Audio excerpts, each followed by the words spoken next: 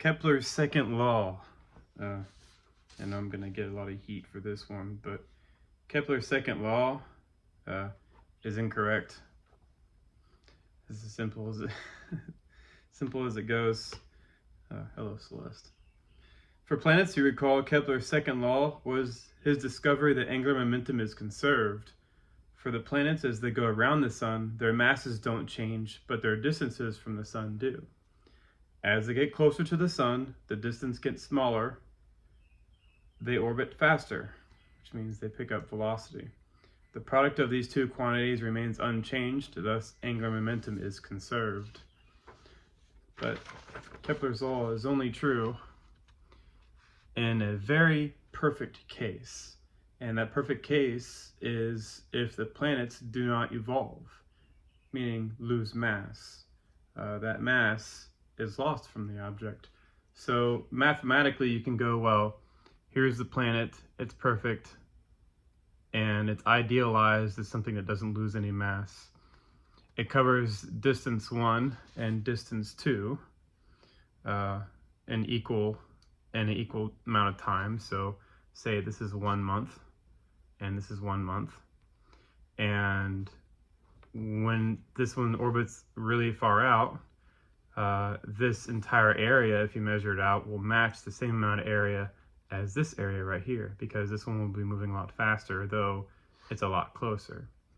So this area will match this area, given these two are in the same amount of time. But this is false because, number one, the planet, the evolving star, loses mass.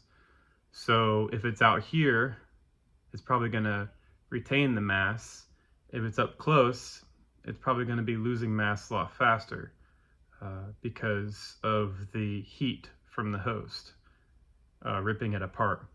So it could orbit at a certain time, but each time it ticks around and it hits this area, it's going to lose that mass. And these two